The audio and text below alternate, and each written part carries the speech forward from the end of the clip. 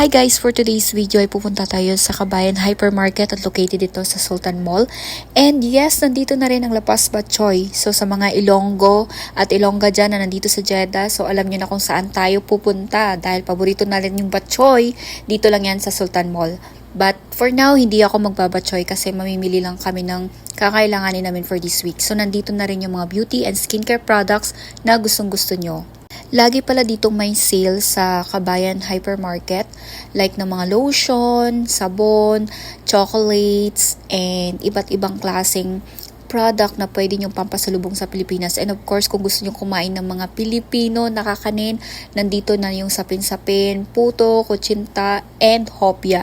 So, hindi tayo hopya for today's video dahil mamimili ako ng Filipino food, especially yung hopya.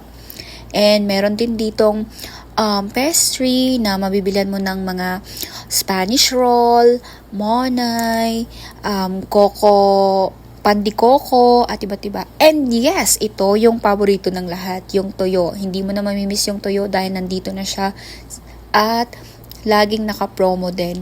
So yan, iba't ibang klase ng toyo. And meron din mga ingredients para sa sinigang, spaghetti, iba't ibang klase ng toyo at suka. So, kumpleto na yung pagluto mo ng Filipino food. Hindi mo na siya mamimiss dahil kumpleto na dito sa Kabayan Hypermarket. So, andito na rin yung iba't ibang biscuit at mga chichirya na paborito nating lahat. So, yun lang. At meron pala ditong mga longganisa and hotdog.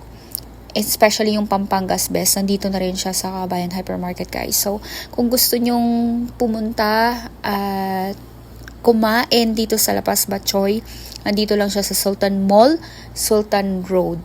So, next time pupunta kami dito ng mga kaibigan ko and kakain kami sa Lapas Batchoy ulit.